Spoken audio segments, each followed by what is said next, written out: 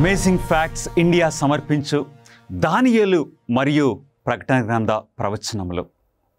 ఈరోజు మరొక ప్రాముఖ్యమైన అంశంతో మేము ముందుకు వస్తూ ఉన్నాము. మన నమ్మిక దేవుని యందు ఉన్నదా? ఈ అంశం గురించి బైబిల్లో నుండి మనం తెలుసుకోవాల్సిన విషయములన్నీ కూడా ఈ పుస్తకంలో మీ కొరకు పొంచి ఉంచాము. ఈ పుస్తకాన్ని మీరు ఉచితంగా పొందాలంటే ఈ స్క్రీన్ మీద ఉన్న నెంబర్కి ఫోన్ చేయండి.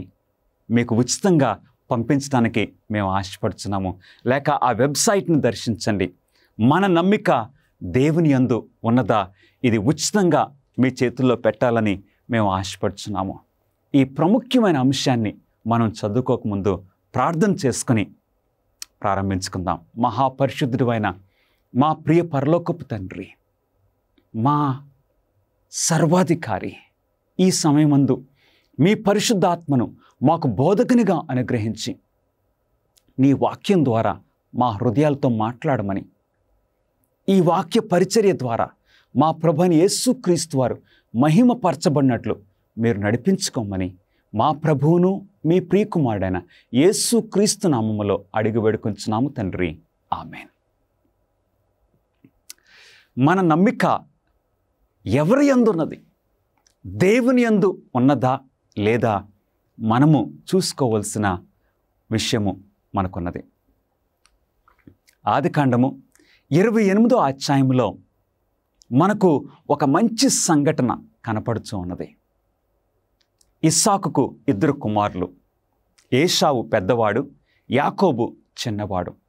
వారిద్దరూ కూడా వారి యొక్క మనస్తత్వములో వేరుగా ఉన్నారు. యాకోబు కొంచెం కుయుక్తితో ఉన్నట్లు మనం చూస్తూ ఉన్నాము. తన అన్నయ్యను మోసం చేసి జ్యేష్ఠత్వమును సంపాదించుకోవాలన్న ఆశ యాకోబులో ఉన్నది. ఈ యాకోబు తల్లి యొక్క ప్రేరేపణతో ఒక రోజున తండ్రిని మోసం చేసి ఆ జ్యేష్ఠత్వమును యాకోబు సంపాదించుకున్నాడు. ఇప్పుడు యాకోబు ఆ జ్యేష్ఠత్వమును సంపాదించుకున్నప్పటికీ అన్నయ్య తన మీద కోపంగా ఉన్నాడు అని గుర్తించి ఇక ఇంటిలో నుండి పారిపోవాలని యాకోబు ప్రయత్నం చేశాడు. ఇక ఇంటి నుండి పారిపోతున్నాడు. అన్నయ్య దగ్గర నుండి, తండ్రి దగ్గర నుండి, తల్లి దగ్గర నుండి, తన స్వదేశము నుండి యాకోబు పారిపోతున్న ఆ పరిస్థితిలో ఆ రాత్రి ఒంటరిగా ఉన్నాడు. ఆ అరణ్యములో ఒక రాయిని తన తలదిండుగా పెట్టుకుని ఇక ఆ దుఃఖములో, ఆ బాధలో, ఇదిగో తల్లిదండ్రులకు నేను దూరం అయిపోయాను, అన్నయ్యకు దూరం అయిపోయాను, ఎందుకు ఇలాంటి పని చేశానని ఎంతో మనస్సాక్షి గద్దింపు కలుగుతున్న ఆ టైంలో యాకోబుకు మరొక ఆలోచన కూడా వచ్చుంటుంది. నేను దేవునికి కూడా దూరం అయిపోయానా? ఆ పరిస్థితిలో అలసిపోయాడు, నిద్రలోకి దిగిపోయాడు. ఆ టైంలో యాకోబుకు ఒక చక్కటి కళ. ఆ కళలో ఒక నిచ్చెనను చూశాడు. భూమిని ఆకాశమును కనెక్ట్ చేస్తున్న ఒక పెద్ద నిచ్చెను చూశాడు. ఆ నిచ్చెన మీద దేవదూతలు, ప్రకాశవంతమైన దేవదూతలు పైనుండి క్రిందికి, క్రింది నుండి పైకి వెళ్ళడము యాకోబు చూశాడు. ఆ నిచ్చెనకు పైన మనుష్య కుమారుడు దేవుణ్ణి చూశాడు. ఆ కలలో ఇప్పుడు యాకోబుకి ఎంతో ధైర్యం కలిగింది. దేవుని మాటలు విన్నాడు. దేవునితో ఒప్పందం చేశాడు. ప్రభువా, నేను ఒంటరిగా వెళ్ళుచున్నాను. నా చేతుల్లో నిజంగా ఏమీ లేదు. కానీ నీవు నన్ను కాపాడి తినడానికి ఆహారము, కట్టుకోవడానికి బట్టలు నన్ను నీవు కాపాడినట్లయితే నేను నీకు నమ్మకమైన దశమ భాగమును ఇస్తానని యాకోబు వాగ్దానం చేశాడు. దేవుడు యాకోబు యొక్క వాగ్దానాన్ని అంగీకరించారు. నిజంగానే యాకోబును తన ప్రయాణం అంతట్లో దేవుడు కాపాడారు.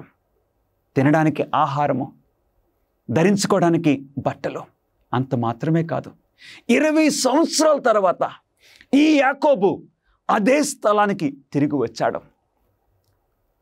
ఎట్లాగా? ఒక ధనవంతుడిగా, ఒక కుటుంబస్తుడిగా, ఒంటరిగా వెళ్ళాడు, ఏకాకిగా వెళ్ళాడు. ఇప్పుడు ఒక పెద్ద కుటుంబంతో, ఒక ధనవంతుడిగా యాకోబు వెనక్కి వచ్చాడు. కానీ దేవుణ్ణి మర్చిపోలేదు. గమనిస్తున్నారా ప్రియులరా? ఎవరైతే దేవుణ్ణి ఆశ్రయిస్తారో, ఎవరైతే దేవుని యందు నమ్మకము కలిగి ఉంటారో అట్టి వారికి దేవుడు ఎల్లప్పుడూ కూడా వారికి దీవెనలు, దేవుని సన్నిధి వారికి దేవుడు అనుగ్రహిస్తారు. మొట్టమొదటి ప్రశ్నను మనం చూద్దాం. 10వ వంతు దేవునికి తిరిగిచ్చే పద్ధతిని లేక విధానాన్ని యాకోబు ఎక్కడ నేర్చుకున్నాడో, యాకోబుకు 10వ వంతు ఇవ్వాలని యాకోబుకి ఎలా తెలుసు? ఎవరు నేర్పించారు? ఎక్కడ నేర్చుకున్నాడో దేవుని వాక్యంలో నుండి మనం చూద్దామా. ఆదికాండము 14వ అధ్యాయము 18, 20 వచనాల్లో దేవుని వాక్యము ఈ విధంగా సెలవిస్తుంది. మరియు మెల్కీసెదెకు సర్వోన్నతుడగు దేవునికి యాజకుడు. అప్పుడు అతడు, అంటే అబ్రహాము, అన్నిటిలో ఇతనికి 10వ వంతు ఇచ్చాను. గమనిస్తున్నారా? యాకోబు యొక్క తాతగారైన అబ్రహాము యొక్క మాదిరి జీవితము. అబ్రహాము తన జీవితంలో మెల్కీసెదెకు అనే దేవుని యాజకునికి అబ్రహాము అన్నిటిలో 10వ వంతు దశమ భాగము చెల్లించనని దేవుని వాక్యం సెలవిస్తుంది.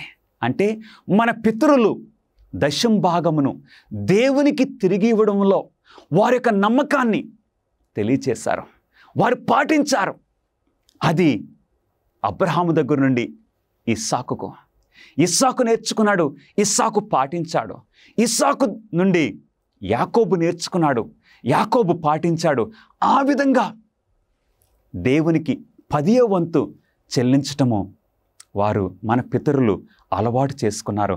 అందుకే యాకోబు కూడా దేవునికి వాగ్దానం చేశాడు. మన రాబడిలో లేక మన ఆదాయంలో ఎంత భాగము దేవునికి చెందినది? అవునండి, మన రాబడిలో ఎంత భాగము దేవునికి చెందినది? దేవుని వాక్యం సెలవిస్తుంది. లేవీకాండము 27వ అధ్యాయము 30వ వచనములో అన్నిటిలో దశమ భాగము ఏంటండి? యెహోవా సొమ్ము. అది యెహోవాకు ప్రతిష్టమగును. దశమ భాగం అంటే 10వ భాగము. దేవుడు నీకు నీ రాబడిలో 9 భాగములు మీరు వాడుకోండి, మీ కొరకు మీరు ఖర్చు పెట్టుకోండి. కానీ 10వ భాగము అది నాది, దేవునికి ప్రతిష్టమగునని దేవుని వాక్యము సెలవిస్తుంది. అసలు ప్రియులరా, వాస్తవంగా చూసుకుంటే మనకి కలిగిందంతా కూడా దేవునిదే. 100% దేవునిదే. కానీ దేవుడు ఏమంటున్నారండి? 10వ భాగము మాత్రము యెహోవా సొమ్ము. అన్నిటిలో దశమ భాగము యెహోవా సొమ్మని దేవుడు సెలవిస్తున్నారు. ఆ 10వ భాగములో నీవు నమ్మకంగా ఉంటున్నావా? ప్రియ సహోదరుడా, సహోదరి, దేవునికి ప్రతిష్టమగును అంటే అది హోలీ, అది ప్రతిష్టమైనది, అది ప్రత్యేకించబడిన ఆ 10వ వంతును నువ్వు ముట్టుకోవద్దు. అది దేవునికి తిరిగి ఇవ్వాలని మనం తెలుసుకుంటున్నాము. మన దశం భాగముతో దేవుడు ఏం చేస్తారు అంటే, మన దశం భాగము మనం ఇచ్చే ఆ 10వ భాగము, మనం 9 భాగాలు మనం ఉంచుకుంటున్నాం. 100 రూపాయలు అంటే 90 రూపాయలు మనం ఖర్చు పెట్టుకుంటున్నాం. అది మనది. 10 రూపాయలు మాత్రమే దేవునిది. ఆ 10వ భాగము దేవునికి అవసరమా? దేవునికి అవసరమా? వెండి బంగారములు నావి అని దేవుడు సెలవిస్తున్నారు. ఇదిగో ఆ కొండల మీద ఉన్న ఆ పశువులన్నీ నాయి అంటే, దేవుడు పశువులను ఒక్కొక్కటి వందలుగా లెక్క పెట్టట్లేదండి. దేవుడు పశువులను లెక్క పెట్టినప్పుడు ఆయన కొండలుగా ఆయన లెక్క పెడుతున్నారు. Counts by hills. గమనిస్తున్నారా? దేవుడు సమస్తానికి ఆయన సృష్టికర్త, సమస్తము ఆయనకి చెందింది. ఈ దశం భాగంతో దేవుడు ఏం చేస్తారు? దేవుని వాక్యం సెలవిస్తుంది. సంఖ్యాకాండము 18వ అధ్యాయము 21వ వచనములో, లేవీయులు చేయు సేవకు నేను ఇశ్రాయేలుల యొక్క దశం భాగములన్నిటినీ వారికి స్వాస్థ్యముగా ఇచ్చితిని. ఇశ్రాయేలు యెహోవాకు ప్రతిష్టార్పణముగా అర్పించు దశం భాగములను నేను లేవీయులకు స్వాస్థ్యముగా ఇచ్చితిని. అవును, ఇశ్రాయేలు ప్రజలు వారు ఐగుప్తు నుండి ప్రయాణమై కానాను దేశానికి వచ్చినప్పుడు ఆ వాగ్దానం చేయబడిన దేశంలో దేవుడు ఏమన్నారో తెలుసండి?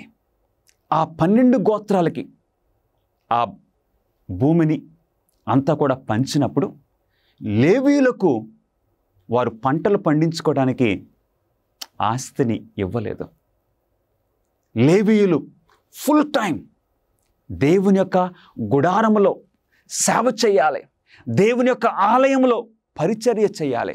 వారు నిశ్చింతగా పరిచర్య చేయాలని దేవుడు ఉద్దేశించి వారికి స్వాస్థ్యము నేనే, వారి స్వాస్థ్యము నేనే అని దేవుడు సెలవిచ్చారు. అందుకు మనం దశం భాగం ఇచ్చినప్పుడు అది ఎవరికి చెందుతుంది? దేవుడు సెలవిచ్చారు, లేవీయులు సేవ చేస్తున్నారు కాబట్టి ఇశ్రాయేలు యొక్క దశం భాగములన్నిటినీ వారికి స్వాస్థ్యముగా ఇచ్చితిని. ఎవరు ఈ విధమైన ఏర్పాటు చేశారు? దేవాతి దేవుడు. సర్వము ఆయనకి చెందింది. కాబట్టి మనం దశం భాగము దేవునికి ఇచ్చినప్పుడు ఆ దశం భాగము ఎవరు వాడుతున్నారండి? దేవుని సేవ చేసే దేవుని సేవకులకు అది వారి పోషణకు, వారి యొక్క ఖర్చులకి అది ఉపయోగపడుతుంది. ఈ పద్ధతిని దేవాతి దేవుడు నియమించినట్లు మనం చూస్తున్నాం.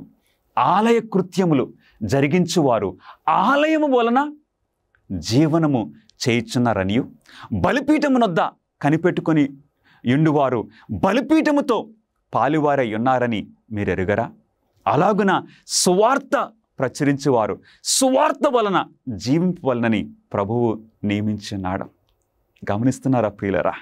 అందుగురించి సువార్త పరిచర్యలో ఉన్నవారు సువార్త ద్వారా వారు పోషింపబడాలి.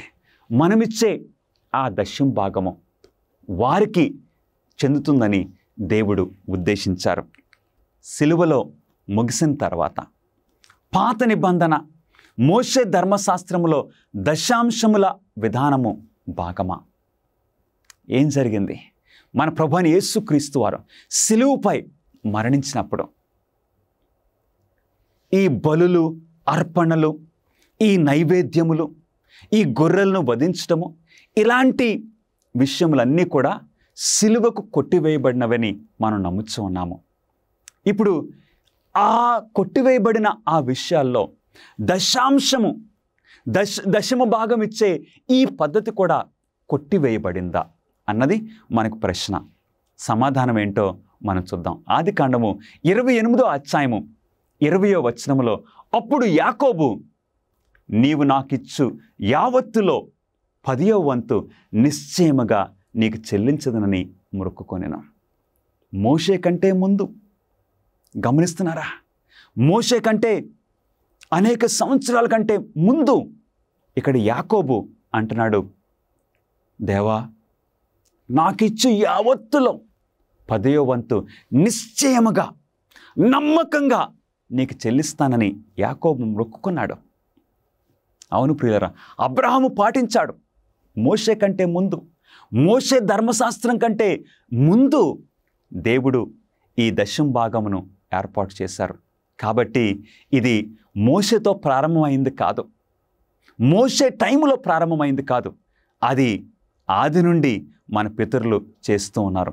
అయితే దశాంశ ప్రణాళికను యేసు ఖండించలేదా? మన ప్రభువైన యేసు క్రీస్తు వారు క్రొత్త నిబంధనలో దశాంశం గురించి ఆయన ఏమన్నా ఖండించారా? ఆయన ఏం బోధించారో మనం చూద్దాం. మత్తయి సువార్త 23వ అధ్యాయము 23వ వచనంలో, అయ్యో వేషధారులైన శాస్త్రులారా, పరిసయ్యులారా, మీరు పుదీనాలోను సోపులోను జీలకర్రలోను 10వ వంతు చెల్లించి ధర్మశాస్త్రములో ప్రధానమైన విషయములను అనగా న్యాయమును, కనికరమును, విశ్వాసమును విడిచిపెట్టితిరి, వాటిని మానక వీటిని చేయవలసి ఉండను. మన ప్రభువైన యేసుక్రీస్తు వారు ఇక్కడ దశమ భాగాన్ని ఖండించట్లేదు, కానీ ఏమంటున్నారు? వాటిని మానక వీటిని చేయవలసి ఉండను. అంటే ఆ టైంలో ఈ శాస్త్రులు, ఈ పరిసయ్యులు పుదీనాలోను సోపులోను అంటే చిన్న చిన్న విషయాల్లో చాలా నమ్మకంగా ఉన్నట్లు వారు నటిస్తున్నారు. అందులో కూడా వారు దశమ భాగం ఇస్తున్నారు. అది మంచిదే చిన్న చిన్న విషయాల్లో, కానీ ధర్మశాస్త్రంలో ప్రధానమైన విషయాల్లో వారు పొరపడుతూ ఉన్నారు. ఎలాంటిది? న్యాయం విషయంలో, కనికరం చూపించడంలో వారు పొరపాటు చేస్తూ ఉన్నారు. అందుగురించి ప్రభువైన యేసుక్రీస్తు వారు వారిని ఖండించింది దశమ భాగం గురించి కాదు. మీరు న్యాయం విషయంలో పొరపాటు పడుతున్నారు, కనికరం చూపించడంలో మీరు అపరాధులుగా ఉన్నారు, వాటిని మానక వీటిని చేయవలసి ఉండను. మీరు దశమ భాగాలు మానొద్దు, అన్ని విషయాల్లో మీరు పరిపూర్ణంగా ఉండాలని యేసుక్రీస్తు వారు తెలియజేస్తున్నారు. దశాంశం గురించి దేవుడు ఏ అద్భుత వాగ్దానం చేశారు. అవును, మనం దశమ భాగము దేవునికి నమ్మకంగా మనం చెల్లించినప్పుడు మనకి ఎలాంటి వాగ్దానాలు కలుగుతున్నాయి? మలాకీ గ్రంథము 3వ అధ్యాయము 10వ వచనంలో దేవుని వాక్యము ఈ విధంగా సెలవిస్తుంది, నా మందిరములో ఆహారం ఉండునట్లు 10వ భాగం అంతయు మీరు నా మందిరపు నిధిలోనికి తీసుకుని రండి. దీన్ని చేసి మీరు నన్ను శోధించిన ఎడల నేను ఆకాశపు వాకిండ్లను విప్పి పట్టజాలనంత విస్తారముగా దీవెనలు కుమ్మరించదనని సైన్యములకు అధిపతియగు యెహోవా సెలవిస్తున్నాడు. దేవుడు అంటున్నారు, మీ దశమ భాగములను మీరు నమ్మకంగా తీసుకుని వచ్చినట్లయితే నేను ఆకాశపు వాకిళ్ళు విప్పి మీకు పట్టజాలనంత విస్తారమైన దీవెనలు మీకు ఇస్తానని దేవుడు సెలవిస్తున్నారు. అవును ప్రియులరా, ఆయనను మనము నమ్మి దేవుని యొక్క ధననిధికి, నా మందిరపు నిధిలోనికి తీసుకొని రావాలి. దశమ భాగము మనకి ఇష్టం వచ్చినట్లు ఇవ్వటం కాదండి. ఆ 10వ వంతు మనం ఎక్కడికి తీసుకొని రావాలి? నా మందిరపు ఆహారం ఉండినట్లు 10వ భాగం అంతయు నా మందిరపు నిధిలోనికి తీసుకొని రావాలి. అవును, దేవుని ఆలయానికి మనం తీసుకుని వచ్చి దేవుని ఆలయానికి ప్రార్థన పూర్వకంగా మనము ఇవ్వాలి. గమనిస్తున్నారా ప్రియులరా? మన ఇష్టం వచ్చినట్లు దశమ భాగాన్ని వాడటానికి వీరలేదు. దేవుడు ఈ 10వ వంతుకు ఈ విధమైన కట్టడ దేవుడు ఇచ్చారు. మనము ఆ విధంగా నమ్మకంగా చేసినట్లయితే ఏం జరుగుతుందో తెలుసా? ఆకాశపు వాకిళ్ళు విప్పి విస్తారమైన దీవెనలు, మీరు దాన్ని పట్టుకోలేరు, దానిని ఆ దీవెనలు ఆపలేరు. అంత గొప్పగా నేను దీవెన మీకు ఇస్తానని దేవుడు వాగ్దానం చేస్తున్నారు. దేవుడు తన ప్రజలకు నా మందిరపు నిధిలోనికి 10వ భాగం అంతయు మీరు తీసుకొని రండని చెప్పుచున్నాడు. దాని అర్థం ఏంటి? దేవుని మందిరపు నిధి అంటే ఏంటి? నెహెమయా గ్రంథము 13వ అధ్యాయము 12వ వచనములో, అటు తర్వాత యూదులందరూ ధాన్య ద్రాక్షరస తైలములలో 10వ భాగమును ఖజానాలోనికి తెచ్చిరి. అవును ప్రియులరా, నెహెమయా కాలంలో అవును వారు ఆ బబులోను చెర నుండి వెనక్కి వచ్చారు. నెహెమయా కాలంలో, ఎజ్రా కాలంలో వారు వెనక్కి వచ్చినప్పుడు వారు ఇక యెరూషలేమును తిరిగి నిర్మించిన తర్వాత ఆ దేవాలయమును, ఆ ఆరాధన క్రమం అంతా కూడా క్రమపరుచుకున్న తర్వాత ఇక దేవాలయపు నిధిలోనికి వారు నమ్మకంగా దశమ భాగము ధాన్య ద్రాక్షరస తైలములు 10వ భాగమును ఖజానాలోనికి తెచ్చిరి. అవును, దశమ భాగాన్ని మనకిష్టమైనట్లుగా వాడటానికి మనకు అధికారం లేదు. దేవుని ఆలయానికి తీసుకొని రావాలి. ఎందుకంటే దేవుడు ఉద్దేశించిన పద్ధతిలోనే ఆ దశమ భాగమును వారు వాడాలి. దేవుని వాక్యము సెలవిస్తుంది, మనము దశమ భాగములు ఇచ్చినప్పుడు మన డబ్బును నిజంగా ఎవరు స్వీకరిస్తారు? నా బాల్యంలో నేను అనుకునేవాడిని, దేవునికి కానుకలు ఇవ్వటం ఏంటి? మరి ఆ కానుకలు తీసుకున్నప్పుడు వారు దేవునికి ఎలా చెల్లిస్తారో, దేవునికి ఎలాగ అందిస్తారో అని ఎన్నోసార్లు ఆలోచన కలిగేది. కానీ ఈ ప్రశ్న చూద్దాం. మనం దశాంశములు ఇచ్చినప్పుడు మన డబ్బును నిజంగా ఎవరు స్వీకరిస్తారు? దేవుని వాక్యం సెలవిస్తుంది, కొలస్సీలకు రాసిన పత్రిక 3వ అధ్యాయము 24వ వచనము, మీరు ఏమి చేసినను అది మనుష్యుల నిమిత్తము కాక ప్రభువు నిమిత్తమని మనస్ఫూర్తిగా చేయుడి. అవును, మనము ఏం చేసినా సరే మనుషులకు చేస్తున్నట్లుగా మనం చేయకూడదు, దేవునికి చేస్తున్నట్లు మనం చేయాలి. ప్రభువైన యేసుక్రీస్తు వారు ఏమన్నారు? ఇదిగో మీ సహోదరుల్లో అల్పుడైన ఈ సహోదరునికి మీరు సహాయం చేస్తే నాకు చేసినట్లే అని ప్రభువైన యేసుక్రీస్తు వారు అంటున్నారు.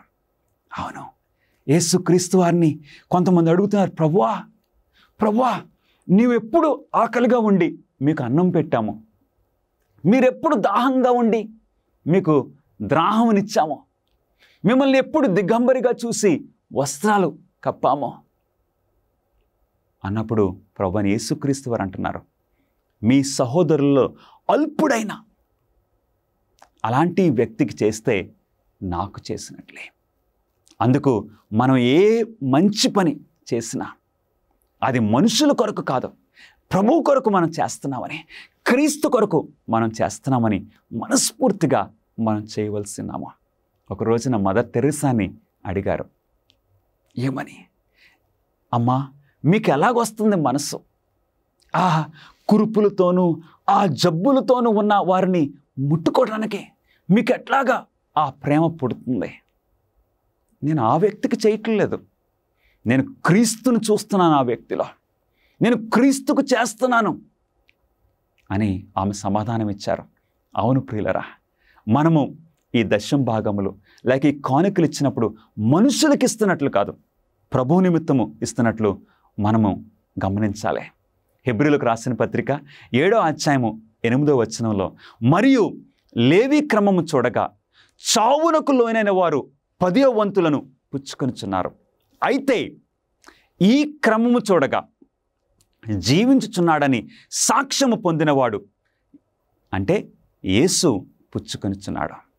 అవును, ఆ పాత నిబంధనలో ఈ అహరోను యాజక క్రమమును బట్టి మనం గమనించినట్లయితే ఏంటండి, చావుకు లోనైన వారు 10వ వంతులను స్వీకరించేవారు.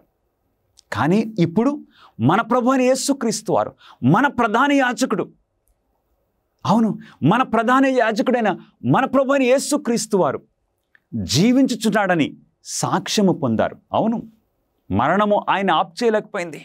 మన ప్రభువైన యేసుక్రీస్తు వారు సజీవుడు, ఆయన జీవించున్నాడు. ఆయన మన దశమ భాగములను ఇప్పుడు పొందుతున్నారని దేవుని వాక్యం సెలవిస్తుంది. ఎందుకంటే మన ప్రధాన యాజకుడు ఎవరు? మన ప్రభువైన యేసుక్రీస్తు వారు.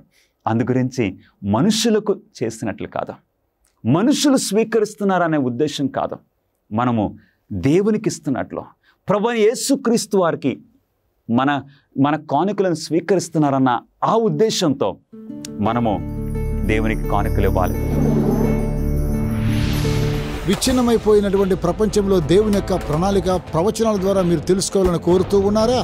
ఆచరణాత్మకమైనటువంటి గొప్ప సవాళ్లను మీరు ఎదుర్కోవాలనుకుంటే మిమ్మల్ని ఉత్తేజపరుస్తున్నాం, ఉత్సాహపరుస్తున్నాం. అమేజింగ్ ఫ్యాక్ట్స్ వారు బైబిల్ చదువుకునేటువంటి గైడ్స్ మీ కొరకై 27 పుస్తకాలను మీకు అనుగ్రహిస్తున్నారు. అద్భుతమైనటువంటి గ్రాఫిక్స్ ద్వారా మీరు అర్థం చేసుకోవడానికి నేరుగా మీకు సమాధానం దయచేస్తూ ఉన్నారు. ప్రతి చదువుకునేటువంటి ఈ గైడ్ ద్వారా బైబిల్లో సరైన సమాధానం గ్రహించుకోగలరు. మీ జీవితంలోని ప్రాముఖ్యమైన ప్రశ్నలకు సమాధానం ఇస్తుంది. ఏ విధంగా మీరు సంబంధాన్ని పెంచుకోగలరు, ప్రభువైన యేసుక్రీస్తు వారు ఎప్పుడు రాబోతూ ఉన్నాడు, ఇంకా ఎన్నో విషయాలను తెలుసుకోవచ్చు. భవిష్యత్తులో ఈ యొక్క విలువైన విషయాన్ని కోల్పోకండి. మీ జీవితాన్ని రూపాంతరపరుస్తూ ఉన్నాయి అమేజింగ్ ఫ్యాక్ట్స్ వారు ఇచ్చేటువంటి బైబిల్ చదువుకునే పుస్తకం.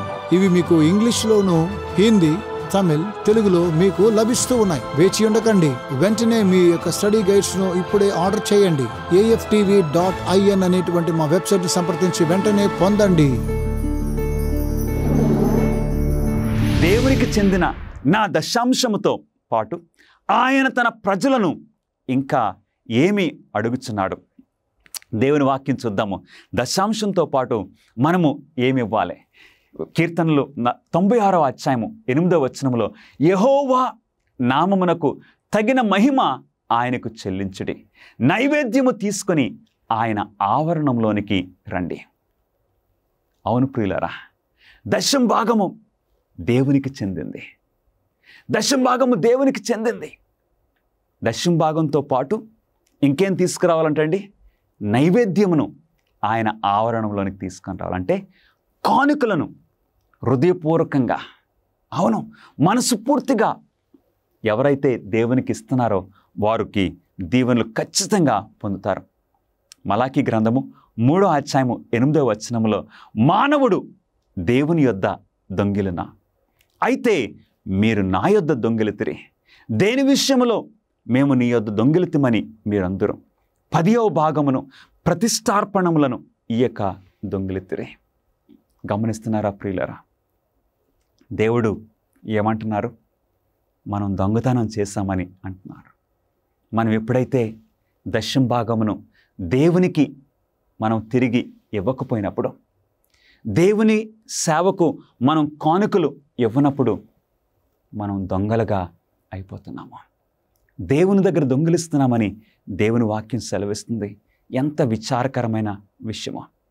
10వ భాగమును మరియు ప్రతిష్టార్పణములను మనం దేవునికి నమ్మకంగా ఇవ్వాలని దేవుడు ఆశపడుతున్నారు. దేవుడు ఆదామవ్వలను చక్కగా ఆయన స్వరూపములో సృష్టించి, ఆదామవ్వలను దేవుడు ఒక చక్కటి తోటలో, దేవుడు నాటిన తోటలో ఆదామవ్వలను పెట్టారు. ఈ చెట్టు పండ్లన్నీ మీరు తినొచ్చని దేవుడు ఆదామవ్వలకి తెలియచేశారు. కానీ ఆ తోటలో ఒక చెట్టు పండు మాత్రము మీరు తినకూడదని దేవుడు చెప్పారు. అంటే ఒక చెట్టును ఆయన మినహాయించుకున్నారు. గమనిస్తున్నారా ప్రియులారా? అట్లాగే దశం భాగము 90% ఆ 9 భాగములు మీరు వాడుకోండి. కానీ ఒక భాగం, 10వ భాగం మాత్రం అది నాదని దేవుడు మినహాయించుకున్నారు. కానీ ఆదామవ్వలు ఏం చేశారు? దేవుడు తినొద్దన్న ఆ చెట్టు పండును సాతాను యొక్క ప్రేరేపణ బట్టి, సాతాను యొక్క శోధనలు బట్టి ఆదామవ్వలు దేవుని మాటకు అవిధేయత చూపించి సాతాను మాటకు విధేయత చూపించారు. దేవుని మాటను వారు అనుమానించి సాతాను మాటకు వారు నమ్మకం చూపించారు. అదే విషయము మనం కూడా చేయట్లేదా ఈరోజు? దేవుని యొక్క దశం భాగంలోనూ ఈ కానుకల్లోనూ మనం దొంగలైపోలేదా? దేవుడు ఈ రోజున మనల్ని పిలుస్తున్నారు. నా కుమారుడా, నా కుమార్తె. ఆ 10 ఆజ్ఞల్లో ఒక ఆజ్ఞ ఏంటండి? దొంగలకూడదు. ఎందుకంటే దొంగలు దేవుని రాజ్యాన్ని స్వతంత్రించుకున్నారు. అందుగురించి అన్ని విషయాల్లో మనం నమ్మకంగా ఉండాలని దేవుడు ఉద్దేశిస్తున్నారు. నైవేద్యముగా కానుకలు లేక చందాలు మనం ఎంత ఇయ్యాలి? దశం భాగం అయితే 10వ భాగము అది మనకి క్లియర్గా ఉంది. కానీ కానుకలు మనం ఎంత పర్సంటేజ్ ఇవ్వాలి అని మనకు ఆలోచన కలగొచ్చు. సమాధానం చూద్దాం. 2 కొరింథీ 9వ అధ్యాయము 7వ వచనములో, సణుక్కొనకయు బలవంతముగా కాకయు ప్రతివాడును తన హృదయములో నిశ్చయించుకొనిన ప్రకారము ఇయ్యవలెను. దేవుడు ఉత్సాహంగా ఇచ్చువానిని ప్రేమించిన. గమనిస్తున్నారా? ఈ కానుకల విషయంలో ఇక అది మన ఇష్టం. దేవుడు మనకి అప్పచెప్పేశారు. మీకు ఇష్టపూర్వకంగా, సనుక్కొనకుండా, బలవంతంగా కాకుండా, హృదయపూర్వకంగా మీరు నిశ్చయించుకున్న ప్రకారము, నీ హృదయములో నీవు నిశ్చయించుకున్న ప్రకారము ఇవ్వచ్చని దేవుడు సెలవిస్తున్నారు. ఒక రోజున ఒక యవన బిడ్డ చేపలు పట్టుకోవడానికి ఒక నదిలోనికి వెళ్ళాడు. ఒక చేప దొరికింది. ఎంతో సంతోషపడ్డాడు. ఆ చేపను తీసుకొని స్ట్రైట్గా పాస్టర్ గారి దగ్గరికి వచ్చి ఇచ్చాడు. పాస్టర్ గారు, ఇదిగోండి, ఇది నా కానుక, ఇది నా దశమ భాగం అన్నాడు. పాస్టర్ గారు ఆశ్చర్యపోయారు. మరి మిగిలిన చేపలు ఏవినాయనా అంటే, అవి ఇంకా ఉన్నాయిలండి, అవి ఇంకా నదిలో ఉన్నాయి. ఎంతో సంతోషంతో, ఎంతో తృప్తితో. అవును ప్రియులారా, అప్పుడు ఆ బిడ్డ పరిగెట్టుకుంటూ వెళ్ళి అప్పుడు మిగిలిన చేపలని పట్టుకున్నాడు. గమనిస్తున్నారా? దేవునికి మన మొట్టమొదటి స్థానము దేవునికి మన హృదయాల్లో ఇచ్చినప్పుడు కానుకలు ఇవ్వటము మనకి ఎటువంటి భారంగా, బరువుగా ఉండదు. దేవుని రాజ్యానికి వారసులు కావాలని ఆశించే మనము తప్పక అర్హత సాధించాల్సిన ఏ పరీక్షలో ఆదామవ్వలు విఫలమయ్యారు. అవును, ఆదామవ్వలు ఏ విషయంలో వారు పొరపాటు పడిపోయారు, ఏ విషయంలో వారు అపరాధులైపోయారు, వారు మన ఆదిమ తల్లిదండ్రులుగా ఏ విషయంలో వారు అపరాధులయ్యారో ఆ విషయంలో నీవు నేను కూడా జయించాలని, జయము పొందాలని దేవుడు ఉద్దేశిస్తున్నారు. చూద్దాం ప్రియులారా, దేవుని వాక్యము మనకు సెలవిస్తుంది. ఆదికాండము 3వ అధ్యాయము 2వ వచనము, అందుకు స్త్రీ, తోట మధ్యనున్న చెట్టు ఫలములను గూర్చి దేవుడు మీరు చావకుండునట్లు వాటిని తినకూడదనియు వాటిని ముట్టకూడదనియు చెప్పినని సర్పముతో అనెను. అన్ని చెట్లు ఆదామవ్వలు అసలు ఎందుకు తినవలసి వచ్చింది ఆ పండును? వారికి నిజంగా ఆకలేసా? ఇంక తినటానికి ఏమీ లేక? అస్సలు కాదు ప్రియులరా. మన దేవాతి దేవుడు ఎప్పుడైనా సరే ఆయన ఏం చేసినా సమృద్ధిగా చేస్తారు. ఆయన ఆకాశంలో నక్షత్రాలు పెట్టినప్పుడు 1, 2 నక్షత్రాలు కాదు, 100, 1000 నక్షత్రాలు కాదు, బిలియన్ల నక్షత్రాలు. మన దేవుడు కూడా ఏదైనా తోటలో ఎన్నో చెట్లు ఆయన ఏర్పాటు చేశారు. గమనిస్తున్నారా ప్రియులరా? ఆదామవ్వలు తినడానికి ఏమీ లేక ఆ చెట్టు పండు తినటం కాదు. ఆదామవ్వలు అవిధేయత చూపించారు. దేవుని మాటకు, దేవుడు నిర్దిష్టంగా ఇచ్చిన ఆజ్ఞకు అవిధేయత చూపించారు. తినకూడదని చెప్పిన దానిని, ముట్టకూడదని చెప్పిన దానిని ఆదామవ్వలు తిన్నారు. ఆ విషయంలో మన ఆదిమ తల్లిదండ్రులు ఏ విషయంలో అయితే అపరాధులయ్యారో ఆ విషయంలో నీవు నేను జయము సంపాదించాలని దేవుడు ఉద్దేశిస్తున్నారు. గమనిస్తున్నారా ప్రియ స్నేహితులారా? మనము దశమ భాగములను మరియు కానుకలను దేవునికి తిరిగి ఇవ్వడానికి నిరాకరించినప్పుడు మనము ఏ ఆజ్ఞను అతిక్రమిస్తున్నామో?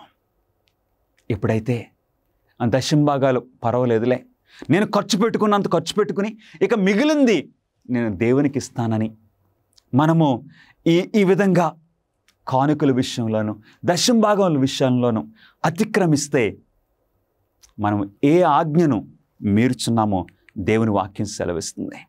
నిర్గమాకాండము 20వ అధ్యాయము 15వ వచనంలో దేవుడు ఆజ్ఞ ఇచ్చారండి. ఏమని? దొంగిలకూడదు.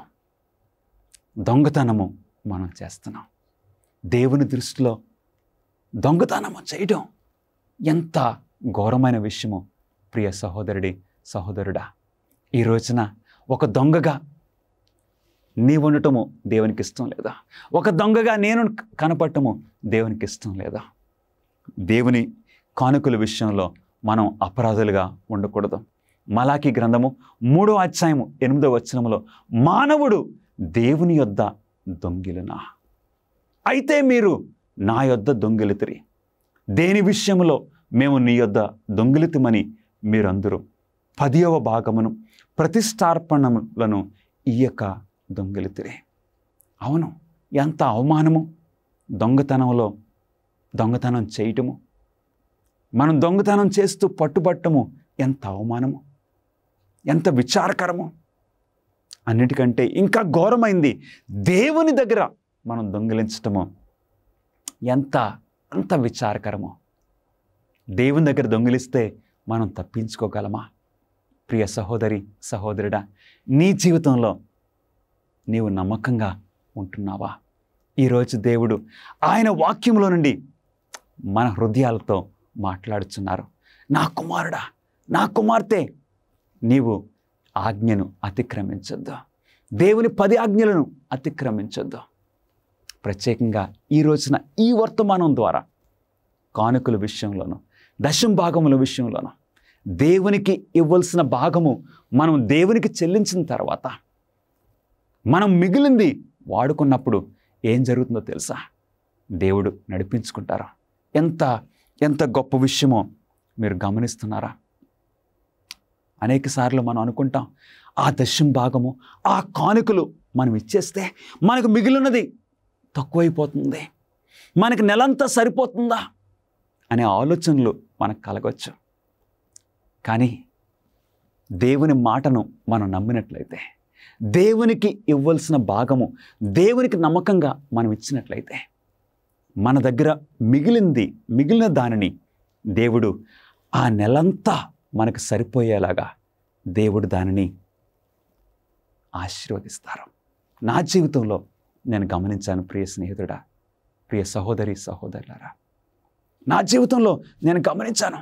మరలా నెక్స్ట్ శాలరీ వచ్చే వరకు, నెక్స్ట్ ఆ పంట ఇంటికి వచ్చే వరకు దేవుడు నీ జీవితాన్ని కాపాడుతున్నాడు. ప్రత్యేకంగా ఈ టైంలో ఎన్నో సాక్ష్యాలు నేను విన్నాను. ప్రియ సహోదరుడా సహోదరి, తనను బుద్ధిపూర్వకంగా దశమ భాగము మరియు కానుకలు అర్పణముల విషయంలో దోచుకొని వారికి ఏమి జరుగునని దేవుడు చెప్పుచున్నారు. ఎవరైతే దశమ భాగములు ఇవ్వకుండా కానుకల విషయంలో దొంగతనం చేస్తున్నారో, అపరాధులుగా ఉంటున్నారో, అలాంటి వారికి ఏం జరుగుతుందో దేవుని వాక్యము సెలవిస్తుంది. ఈ జనులందరూ నా యొద్ద దొంగిలుచునే ఉన్నారు, మీరు శాపగ్రస్తులై ఉన్నారని దేవుని వాక్యం సెలవిస్తుంది. మలాకి గ్రంథము 3వ అధ్యాయము 9వ వచనము. దేవుని దగ్గర మనం దొంగిలిస్తే మనకేం జరుగుతుందండి? మనం శాపగ్రస్తులము అవుతున్నాం. అందుగురించే హగ్గాయి గ్రంథములో అంటాడు, మీ రాబడిని మీరు సంచిలో వేస్తే ఆ సంచికి బెజ్జములున్నవే. అందుకే అది మీరు తిన్నను మీకు తృప్తి కలగట్లేదు, మీరు ధరించుకున్నను ఆ వస్త్రములు మీ సిగ్గును కాపాడలేకపోతున్నాయి. గమనిస్తున్నారా? ఎందుకంటే దేవుని యొక్క శాపము మనకు తగులుతుంది. కానీ దేవుని యొక్క కానుకల విషయంలో మనం గనక నమ్మకంగా ఉన్నట్లయితే దేవుని యొక్క దీవెనలు మనం సంపూర్ణంగా పొందడానికి అవకాశం ఉంటుంది. దేవుడు పిలుస్తున్నారు. కొరింథీయులకు రాసిన 1వ పత్రిక 6వ అధ్యాయము 10వ వచనములో, దొంగలైనను, లోబులైనను, త్రాగుబోతులైనను, దూషకులైనను, దోచుకొని వారైనను దేవుని రాజ్యమునకు వారసులు కానేరరు. మన కుటుంబాల్లో చూస్తున్నాం, కొంతమంది తండ్రులు కానీ తల్లులు కానీ ఎంత బాధపడతారో. వారి యొక్క కుమారుడు కానీ కుమార్తె కానీ ఇంట్లో తండ్రి జేబులో నుండి డబ్బులు తీసి దొంగిలిస్తుంటే ఆ తండ్రి ఎంత బాధపడతాడో, తల్లి ఎంత బాధపడుతుంది. అయ్యో, నాకు చెందింది నా కుమార్తెదే కదా, నాకు చెందింది నా కుమారునిదే కదా, ఎందుకు నా కుమారుడు ఇలాగ దొంగిలిస్తున్నారని ఆ తండ్రి ఆ తల్లి ఎంతగా దుఃఖపడుతున్నారు. వారి హృదయము ఎంతగా నొచ్చుకుంటుంది. మనం దేవుని దగ్గర దొంగతనం చేయటమా? ఎవరైతే దొంగతనం చేస్తారో అలాంటి వారు దేవుని రాజ్యానికి వారసులు కానేరరు, దేవుని రాజ్యంలో ప్రవేశింపరని దేవుని వాక్యం సెలవిస్తుంది. కాబట్టి దేవుని విషయాల్లో మనమందరం కూడా నమ్మకంగా ఉండాలని మనం తెలుసుకుంటున్నాము. దురాశ లేక లోభత్వము ఎందుకు అంత ప్రమాదకరమా? ఇది చిన్నదే కదా. ఇది అంటే దురాశ కలిగి ఉండటము, దీంట్లో పెద్ద పాపం ఏంటి అని మనకి కొన్నిసార్లు ఆలోచన కలుగుతుంది. ఎందుకో తెలుసా? లూకాసు వార్త 12వ అధ్యాయము 34వ వచనంలో, మీ ధనము ఎక్కడ ఉండునో అక్కడనే మీ హృదయమును ఉండును. గమనిస్తున్నారా? దేవునికి నమ్మకమైన దశం భాగము మనం ఇచ్చినప్పుడు, దేవుని ఆలయానికి మనం కానుకలు అర్పణలు తీసుకుని వెళ్ళినప్పుడు మన మనసు దేవుని విషయముల మీద ఉంటుంది. ఈ రోజున ఎందుకు మనలో కొంతమంది మనసు దేవుని విషయాల పట్ల, దేవుని సేవ పట్ల ఆసక్తి లేకుండా ఎందుకున్నదో తెలుసా? మీ ధనము ఎక్కడ ఉండునో అక్కడనే మీ హృదయమును ఉండును. అవును, మనం ఎక్కడ ఇన్వెస్ట్ చేస్తున్నామో దాని మీదే మన మనసు ఉంటుంది. ఈ రోజున దేవుడు అంటున్నారు, నీ కానుకల విషయంలో నా కుమారుడా, నా కుమార్తె, నువ్వు నమ్మకంగా ఉండు. దేవునికి ఇచ్చినప్పుడు దేవుని మీద మన మనసు ఉంటుంది. మనము దశమ భాగములు మరియు కానుకలు అర్పణములు దోచుకున్నప్పుడు యేసు ఎలా భావిస్తాడో, ఈ కానుకల విషయంలో మనము దేవుని దగ్గర నుండి దొంగిలించినప్పుడు దేవుడు ఎంత బాధపడతారో దేవుని వాక్యం సెలవిస్తుంది. హెబ్రీయులకు రాసిన పత్రిక 3వ అధ్యాయము 10వ వచనములో, కావున నేను ఆ తరము వారి వలన విసికి వీరెల్లప్పుడూ తమ హృదయ ఆలోచనలలో తప్పిపోచున్నారు, నా మార్గములను తెలుసుకొనలేదు. దేవుడు చాలా బాధపడుతున్నారు. వారి వలన, ఆ తరము వారి వలన విసికి వీరెల్లప్పుడూ తమ హృదయ ఆలోచనల్లో తప్పిపోవచ్చున్నారు, నా మార్గాన్ని గ్రహించలేకపోతున్నారని దేవుడు సెలవిస్తున్నారు.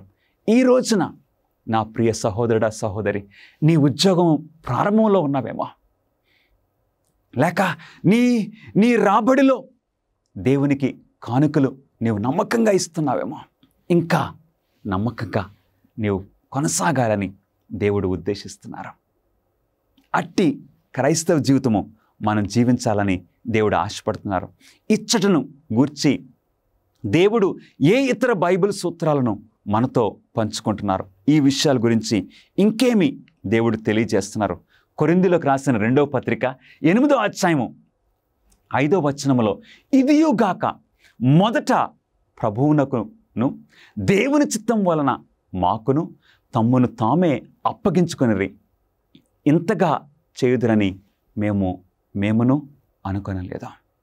అవును, దేవుని చిత్తం ప్రకారంగా మనము నడవాలని దేవుడు ఉద్దేశిస్తున్నారు. ప్రియులరా, సామెతలు 3వ అధ్యాయము 9వ వచనంలో, నీ రాబడి అంతటిలో ప్రథమ ఫలములను నీ ఆస్తిలో భాగమును ఇచ్చి యెహోవాను గణపరచుము.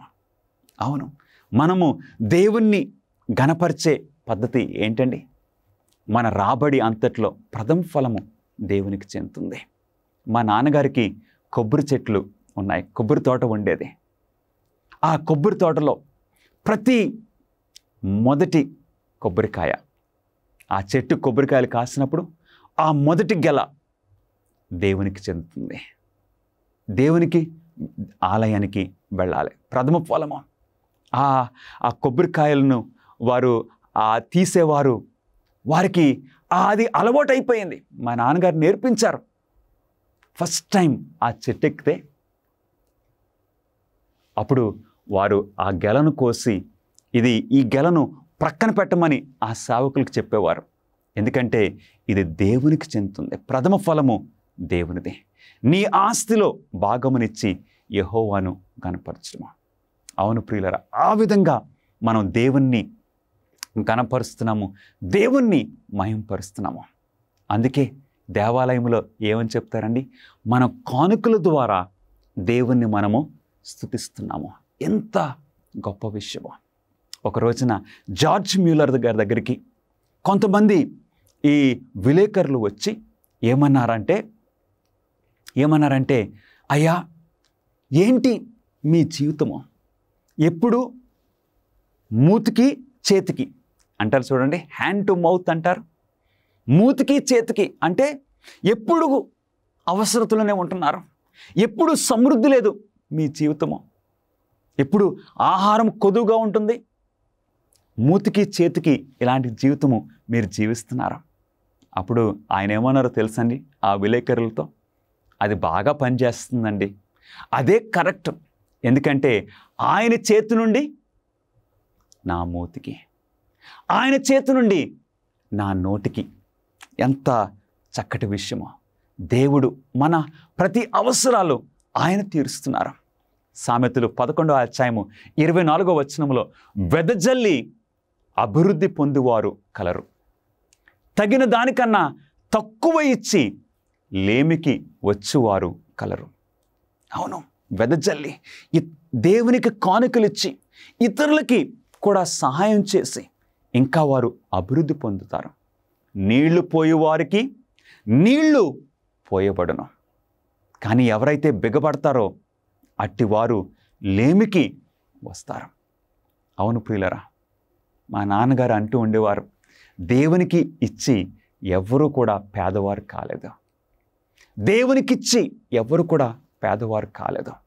ఒకసారి మా నాన్నగారికి ప్రావిడెంట్ ఫండ్ ఆయన రిటైర్మెంట్లో వచ్చింది. సరిగ్గా ఆ టైంలో మా ఇంటి దగ్గర ఒక స్కూల్ ఉన్నది. ఆ స్కూల్లో ఒక చాలా పెద్ద అవసరత ఏర్పడింది. మా నాన్నగారు అమ్మగారు ప్రార్థన చేసుకుని ఆయనకు వచ్చిన ప్రావిడెంట్ ఫండ్ని తీసుకుని వెళ్ళి మనము ఆ స్కూల్ పనికి ఇచ్చేద్దామని నిర్ణయం చేసుకుని ఇచ్చేశారు. మేమెంతో ఆశీర్వదించబడ్డాం. దేవునికిచ్చి ఎవ్వరూ కూడా పేదవారు కారని మనం చూస్తున్నాము. ఔదార్యము గలవారు పుష్టి నొందుదురు, నీళ్లు పోయేవారికి నీళ్లు పోయబడును. ఎంత చక్కటి విషయము ప్రియ సహోదరుడి సహోదరి. ఔదార్యం అంటే హృదయపూర్వకంగా ఎవరైతే ఇస్తారో నీళ్లు పోయేవారికి నీళ్లు పోయబడును. వారు సంతోషంతో వారు జీవిస్తారు. పుచ్చుకొనుట కంటే ఇచ్చుట ధన్యము. అవును, దేవుని దగ్గర నుండి మనం ఎన్నో పొందుతున్నాము. అవును, ఏం పొందుతున్నాము? మంచి ఆరోగ్యము. మనం ప్రయాణం చేసినప్పుడు ప్రయాణ దీవెనలు దేవుడు ఇస్తున్నారు. మనకు ప్రార్థనలకు జవాబులు ఇస్తున్నారు. మన కుటుంబాల్లో సంతోషము సమాధానం ఇస్తున్నారు. మనకు మంచి స్నేహితులు ఇచ్చారు. ఎన్ని దీవెనలు మనం లెక్క పెట్టుకుంటే ఎన్ని దీవెనలు దేవుడు మనకిచ్చారు. కాబట్టి పుచ్చుకుంటున్నాము. పుచ్చుకున్నట కంటే ఇచ్చుట ధన్యమని దేవుని వాక్యం సెలవిస్తుంది. లూకా సువార్త 12వ అధ్యాయము 21వ వచనము, దేవుని ఎడల ధనవంతుడు కాక తన కొరకే సమకూర్చుకునేవాడు అలాగుననే ఉండునని చెప్పాను. అవును, ఎవరైతే దేవుని కొరకు ధనవంతులంగా మనం ఉండాలి. తన కొరకు సమకూర్చుకునేవారు ఇంకా లేములోనికి వెళ్ళిపోతారు. మీలో ప్రతివాడును తాను వర్ధిల్లిన కొలది తన యొద్ద కొంత సొమ్ము నిలువ చేయవలను. పౌలు గారు అంటున్నారు, దేవుడు మిమ్మల్ని ఆశీర్వదించిన దానిని బట్టి, దేవుడు మిమ్మల్ని వర్ధిల్ల చేసిన దాన్ని బట్టి ప్రకారంగా మీరు దేవునికి కానుకలు ఇవ్వండి. ఎందుకంటే దేవుని సేవ దేవుడు జరిగించుకోగలడు. మన కానుకలు ఆయనకు అవసరం లేదు. కానీ ఎందుకో తెలుసా దేవుడు మనల్ని కానుకలు ఇమ్మంటున్నారు? మనలో నుండి ఆ స్వార్థపు బుద్ధిని పోగొట్టడానికి, మనలో అట్టి బుద్ధిని పోగొట్టడానికి దేవుడు ఉద్దేశిస్తున్నారు. ద్వితీయోపదేశకాండము 16వ అధ్యాయము 17వ వచనంలో, వారు ఒట్టి చేతులతో యెహోవా సన్నిధిని కనబడక నీ దేవుడైన యెహోవా నీకు అనుగ్రహించిన దీవెన చొప్పున ప్రతివాడును తన శక్తి కొలది ఇయ్యవలను. హల్లెలూయా. అవును, సమస్తము దేవునిదే. కానీ మనల్ని పరీక్షించడానికి దేవుడు అంటున్నారు. అవును, ఆ ఆశపట్టము, ఆ విషయాల్ని, ఆ యొక్క దురాశను మనం జయించగలుగుతున్నామా మన జీవితాల్లో? 17వ ప్రశ్న, తన కలలో యాకోబు చూసిన నిచ్చెన ఎవరిని సూచించున్నది? యాకోబు ఆ రోజు ఒంటరిగా వెళుతున్నాడు. భయంతో వెళ్తున్నాడు. ఇక ఫ్యూచర్ ఏ విధంగా ఉంటుందో యాకోబుకు తెలియదు. ఆ పరిస్థితుల్లో యాకోబు ఒంటరిగా వెళుతున్న ఆ పరిస్థితుల్లో యాకోబు చూసిన నిచ్చెన ఎవరికి సూచనగా ఉంది? యోహాను సువార్త 1వ అధ్యాయము 51వ వచనము, మీరు ఆకాశము తెరవబట్టయు దేవుని దూతలు మనుష్య కుమారుని పైగా ఎక్కుటయును దిగుటయును చూతురని దేవుని వాక్యం సెలవిస్తుంది. అవును ప్రియ స్నేహితులారా, ఎంత గొప్ప భాగ్యమో! ఆకాశము తెరవబడుతుంది. పట్టజాలని దీవెనలు దేవుడు మనకిస్తానని ఆయన కాపుదల, ఆయన భద్రత. ఇక దేవుని దూతలు మనుష్య కుమారుని పైగా ఎక్కుటయు దిగుటయు మీరు చూతురు. అంటే అబండెంట్ లైఫ్, సమృద్ధి అయిన జీవితము నీకు నేను ఇస్తానని దేవుడు వాగ్దానం చేస్తున్నారు. ఈరోజు అట్టి జీవితము నీవు ఆశపడుతున్నావా? యేసుకు మనము ఇవ్వగల గొప్ప బహుమతి ఏంటి? దేవునికి మనం ఏమి ఇవ్వగలము? ఆయన ఇచ్చిన దానికి మనం ఏమి తిరిగి ఇవ్వగలము? నా కుమారుడా, నీ హృదయమును నాకిమ్ము, నా మార్గములు నీ కన్నులకు ఇంపుగా ఉండనిమ్ము. మనము ఇవ్వగలిగిన గొప్ప బహుమానం ఏంటో తెలుసండి? మన హృదయాన్ని దేవునికి ఇచ్చినప్పుడు. అప్పుడు దశంభాగం ఇవ్వటము మనకు కష్టం అనిపించదా?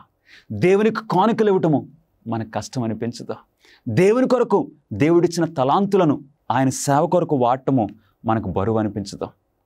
మత్తయి సువార్త 15:8 ఈ ప్రజలు తమ పెదవులతో నన్ను గనపరచుదురు కానీ వారి హృదయము నాకు దూరంగా ఉన్నదని దేవుని వాక్యం సెలవిస్తుంది. మనము దశంభాగాలు మరియు కానుకల విషయంలో నమ్మకంగా ఉన్నప్పుడు మనము జీవితంలో ప్రయత్నించే ప్రతి పనిలో యేసు మన భాగస్వామి అవుతాడు. దశంభాగములను తిరిగి ఇవ్వడము మరియు కానుకలు ఇవ్వడం ద్వారా ఆయనను నీ భాగస్వామిగా ఆహ్వానించడానికి నీవు సిద్ధంగా ఉన్నావా? అవును, యేసుక్రీస్తు వారు అన్ని విషయాల్లో మనకు మాదిరి. అంటే ఈ వర్తమానం ద్వారా మనం నేర్చుకుంటున్న ఫైనాన్షియల్ సీక్రెట్ ఏంటో తెలుసా? యేసుక్రీస్తు వారిని మన పార్ట్నర్గా చేసుకోవడం. ప్రభువా, నా జీవితాన్ని నువ్వు నడిపించు, 10వ భాగము నీకు ఇస్తున్నాను, ఆ మిగిలిన దాంతో నా జీవితాన్ని, నా కుటుంబాన్ని నువ్వు కొనసాగించు అని యేసుక్రీస్తు వారిని నీ భాగస్వామిగా, నీ ఫైనాన్షియల్ పార్ట్నర్గా చేసుకోవడానికి నీవు ఆహ్వానించడానికి ఈరోజు సిద్ధపడుతున్నావా? ప్రియ సహోదరుడా, సహోదరి, ఇక నీకు ఏదియూ కొదువు ఉండదు. యేసుక్రీస్తు వారు నీకు సమస్తము ఆయన ఐశ్వర్యము చొప్పున నీకు అనుగ్రహిస్తారు. అట్టి జీవితము నీకు కలగాలని నేను ప్రార్థిస్తున్నాను. ప్రార్థన చేసుకుందాం. మహాపరిశుద్ధుడా, మీకే స్తుతులు, మీకే స్తోత్రములు. ప్రభువా, ఈ కానుకల విషయంలో, దశంభాగముల విషయంలో నాయనా, మేము ఆదమవ్వలు ఏ విషయంలో పొరపాటు పడ్డారో ఆ అవిధేయతలో మేము జయం పొందాలని మీరు మమ్మల్ని పరీక్షిస్తున్నారు. కనుక మీకు నమ్మకమైన జీవితాలు జీవించినట్లు మమ్మల్ని నడిపించమని, మా జీవితాల్లో, మా కుటుంబాల్లో మిమ్మలను భాగస్వామిగా మేము చేసుకుంటున్నాము, నడిపించమని యేసుక్రీస్తు నామములో అడిగి వేడుకొంచున్నాం తండ్రి, ఆమేన్. ఈ ప్రసంగాలు మీ మనసులో ప్రశ్నలను తలెత్తేలా చేశాయా? మీకేమైనా బైబిల్ ప్రశ్నలు ఉన్నట్లయితే వాటికి సమాధానం ఇవ్వడానికి మేము సంతోషిస్తాము. దయచేసి స్క్రీన్ మీద కనిపించే ఫోన్ నంబర్కి కాల్ చేయడానికి ఆలస్యం చేయకండి. లేదా మీకున్న ప్రశ్నలను info@aftv.in అనే అడ్రస్కు ఈమెయిల్ చేయమని మిమ్మల్ని కోరుచూ ఉన్నాను. మీరు ఈ వాక్యాన్ని ధ్యానిస్తూ ఉన్నప్పుడు దేవుడు మిమ్మలను దీవించునుగాక. అమేజింగ్ ఫ్యాక్ట్స్ నన్ను ఎంతగానో ప్రభావితం చేసింది. దేవునికి స్తోత్రం. అమేజింగ్ ఫ్యాక్ట్స్ ని బట్టి అమేజింగ్ ఫ్యాక్ట్స్ నిజానికి నా జీవితంలో గొప్ప మార్పు ఇంతవరకు చూపిన ప్రభావం ఈ రోజు నేను ఈ స్థితిలో ఉండడం మంచిగా అనిపించింది. నేను బైబిల్ చదవడం ప్రారంభించాను. నేను సెవెంత్ డే అడ్వెంటిస్ట్ జీవితంలో ఇంకో ఏదో ఉండాలని దేవుడే దీన్ని జరిగిస్తున్నాడు. ఈ వాక్యం చాలా అడుగుజాడలను అనుసరించడం ఎంతైనా మంచిది. అమేజింగ్ ఫ్యాక్ట్స్ 55 సంవత్సరాలకు పైగా దేవుని సువార్తను ప్రపంచ నలుమూలలా ప్రకటిస్తూ ఉన్నది. టీవీలో ఒక మినిస్ట్రీ పేరు కనిపించింది, అమేజింగ్ ఫ్యాక్ట్స్ అని. నేను చాలా మంది పాస్టర్ల ప్రసంగాలు విన్నాను, కానీ ఈయన చెప్పేది వినడం అదే మొదటిసారి. నేను ఏదో విన్నాను, వెంటనే నా బైబిల్ తీసుకున్నాను. అరే, నేను ఇంతవరకు ఇది వినలేదే, బైబిల్లో ఎక్కడుందో చూద్దామని అనిపించింది. వాక్యం అయ్యేదాకా అక్కడి నుండి లేవలేదంటే నమ్మండి. నేను బైబిల్ పాఠాలు చదవడం ప్రారంభించాను. వీరిలో ప్రతి ఒక్కరూ తమ జీవితాల్లో మార్పును చూశారు, నాతో సహా. నా ప్రశ్న ఏంటంటే, నాకే ఎందుకు ఇలా జరుగుతుంది ప్రభువా అని. ప్రభు నా మొర విన్నాడు. ఒక నాన్నలా ఆయన నన్ను ఆదరించాడు. నేను సర్వం కోల్పోయాను. అప్పుడే నా జీవితంలో దేవుడు లేడని నేను గ్రహించాను. నేను ఒక బైబిల్ ప్రవచన సభకు వెళ్ళాను. ఈ వాక్యం చాలా శక్తివంతమైనది మరియు తిరస్కరించలేనిది. ఇది నిజంగా సత్యం, ఇది అద్భుతం అనుకుంటూ నేను ఇంటికి వెళ్ళిపోయాను. మరిన్ని అమేజింగ్ ఫ్యాక్ట్స్ వీడియోల కోసం మా యూట్యూబ్ ఛానల్ దర్శించండి. సబ్స్క్రైబ్ చేయడం మర్చిపోవద్దు. మా ప్రార్థనా బృందము మీ ప్రత్యేక ప్రార్థనా విన్నపాలను స్వీకరించి మీకోసం ప్రార్థన చేయడానికి సిద్ధంగా ఉన్నాము. దయచేసి స్క్రీన్ మీద కనిపించే ఫోన్ నంబర్కి కాల్ చేయడానికి ఆలస్యం చేయకండి. లేక మీ ప్రార్థనా విన్నపములను prayer@aftv.in అనే అడ్రస్కు ఈమెయిల్ చేయమని కోరుచున్నాను. క్రీస్తు తిరిగి వచ్చినప్పుడు ఎలా ఉంటుందో మీరు ఎప్పుడైనా ఆలోచించారా? అమేజింగ్ ఫ్యాక్ట్స్ తో సౌందర్యమైన దృశ్యాంతాలతో నుండి 50 పేజీల మ్యాగజైన్ మీకు అందిస్తున్నాం. తిరిగి త్వరగా రానున్న ఆయన రెండవ రాకడ గురించి, ప్రధాన అంశాల గురించి పుస్తకం మాట్లాడుతుంది. రాస్తే రాకడా లేదా రహస్యంగా కొనిపోవడం అంటే ఏమిటి? ఈ పుస్తకం తీర్పు గురించి, 144,000 మంది గురించి, వారు ఎవరు, ఇది 1000 ఏళ్ల గురించి, నూతనం చేయబడిన భూమి గురించి మాట్లాడుతుంది. ఈ పుస్తకంలో చక్కగా పొందుపరచబడ్డాయి. మీరు చదివి ధ్యానించి మీ స్నేహితులకు కూడా పంపండి. ఈ రోజే మీ కాపీని ఆర్డర్ చేయడానికి దర్శించండి bookstore.aftv.in. చెట్లు అందమైనవి మరియు చెట్టుగా తయారవడానికి అవసరమైన ప్రతిదీ ఒక చిన్న విత్తనం లోపల నుండి వస్తుందంటే ఆశ్చర్యంగా అనిపిస్తుంది కదా. ఎందుకంటే అద్భుతం ఏంటో తెలుసా? చిన్ని QR కోడ్ లోపల మీరు ఆధ్యాత్మికంగా ఎదగడానికి మీకు కావాల్సినవన్నీ ఉన్నవి. Amazing facts India link tree ఇది. దీన్ని స్కాన్ చేయండి అంతే.